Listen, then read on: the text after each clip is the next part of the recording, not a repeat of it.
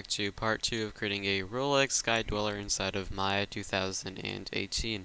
So, in this episode, we're going to be creating the hands, probably, or beginning to create the hands, and they're pretty simple-ish, and most of this is relatively simple to make, so, yep, why is that one black? Let's get started. So I think we'll make the second hand first. So let's create a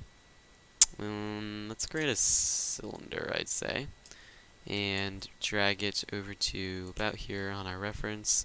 Scale it down, and I want to probably just gonna look at this now. Okay, I'm gonna rotate this just a little bit, because what I want to do is I want to, you see these two here, like these faces right here, which I have right there. I want to scale those out. So this is just don't do this right now. This is just a quick example.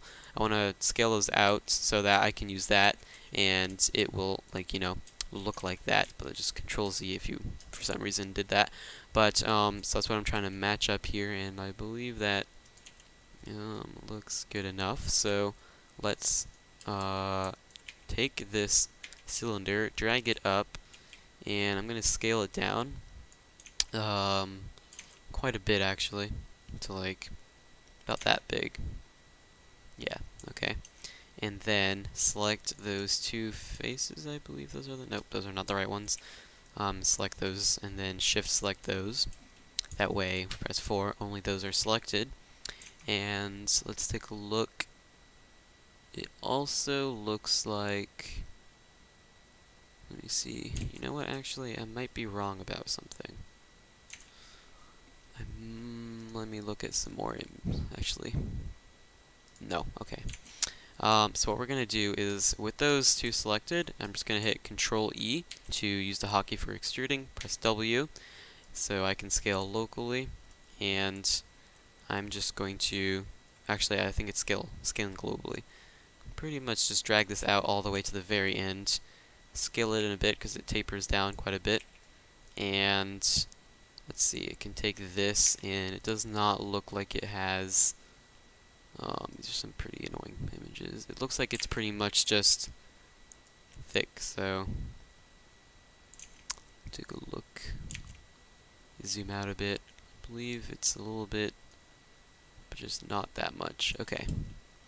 So let's take a look at this in our perspective view.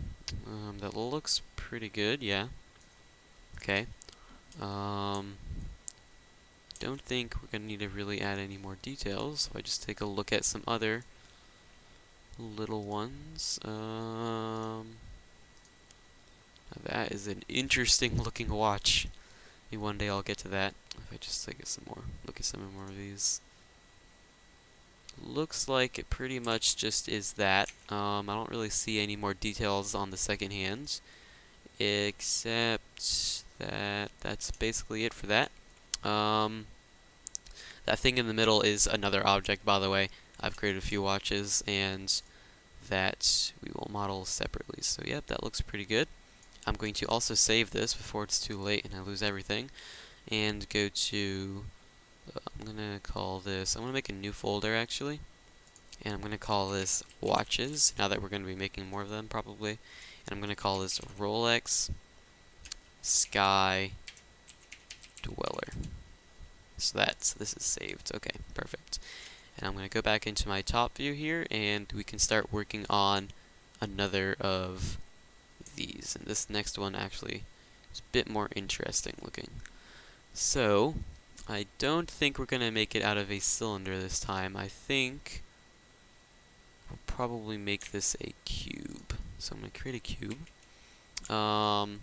And let's make the hour hand first, because it looks to basically be about the same, and we can easily make that other one with a simple extrude. So let's rotate this, scale it down quite a bit to kind of match our blueprints,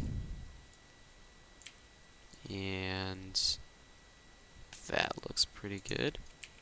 So let's then select the face. I'm pretty sure, Just looking at my top view and here, that's the one I want to select. I'm going to go back into here, Control E to extrude, and then just drag it out. The reason why I did not just drag that edge out all the way though, is that it would not have been a straight line. As you can see, this is perfectly going straight out, and I could not have done that otherwise. So with this like that, I'm going to just scale it in, and move it about to something that looks like that.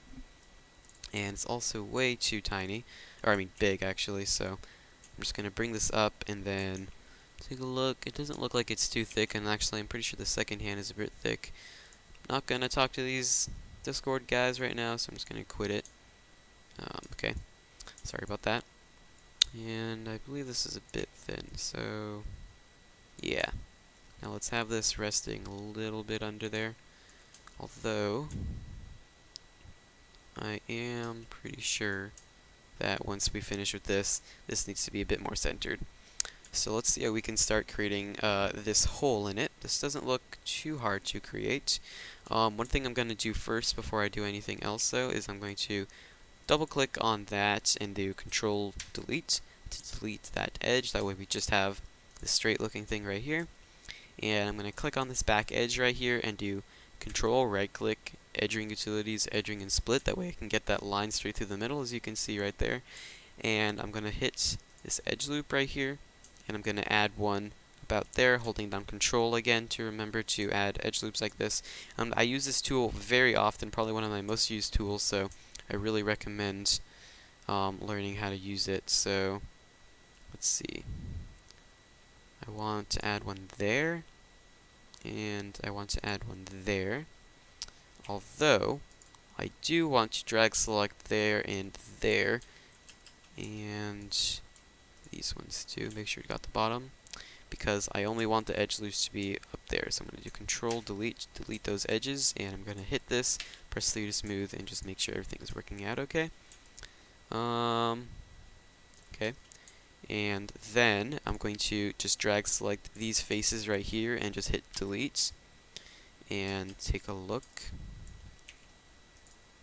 Okay, we need to fix the insides of this though, so I'm going to do both of those and hit edit bridge, and then I'm going to double click there and then double click those and hit G again to finish the surrounding parts just like I did before. That way, as you can see, we have simple geometry with that Boolean cutout basically we did by hand, and we don't have any messed up geometry. So now we're going to do something ish similar to this part. I'm going to add an edge loop there and one there. But then I'm also going to drag select these and hit Control Delete. Same for these, drag select those, shift select that one, Control Delete. That way only those are selected, and I'm going to select just the top faces, not the bottom ones this time because we're not deleting anything. And with those selected, I'm going to do Control E and then bring those down a little bit like that. That way we get this iconic hand. That looks pretty good. That's our hand, and now we can easily create the minute hand. So I'm going to see how long I've been making this. I think I'm going to end this episode off here maybe, because we've actually no, I'm going to make the minute hand. So with that selected, I'm just going to move it, and I'm going to also center the pivot. I'm going to go to Modify, Center Pivot, and I also have these up here, but for tutorial's sake, I won't use those right now. I have a tutorial on how to add those. Basically, that right there will do the same thing that I can get to, like, for example, freeze transformations. I just go to Modify Freeze Transformations, but it's a lot quicker just to hit that. Sorry. Okay. So, let's kind of make this fit our reference and look good at the same time. So it's kind of hard to tell with these colors, so I'm actually going to select this minute hand, do right click, assign new material, blend, and I'm going to just give that a bluish or whatever, so that way it's easy to distinguish these different things. Same for this, assign new material, blend, and give this some random color. I like them to be pretty bright though, so let's just get a bit brighter. Okay. So that looks good. Now we have a contrast between these colors, so it's a lot easier to see what we're doing. I believe this looks good though. And now we can create that minute hand. So with this selected, I'm going to just duplicate it and then rotate it till it's facing this direction, and then just rotate it some more to just fit this. And just like that. That was pretty easy. Now I'm going to select all of these right here and just drag those out to about there and then scale those down a bit. Okay. Then with this right here, it seems to actually be perfectly matched, so I'm not going to mess with that. I'm going to look in here and I'm going to click this and do assign new material, blend, and give this maybe a yellow, whoops, on blend 3. I want to give this a yellowish shade. Perfect. This is also a bit too up there, and I believe this goes second hand, hour, minute hand, and then hour hand is at the bottom, so hour hand at the bottom. So there's that. I can even look at my real watch right next to me.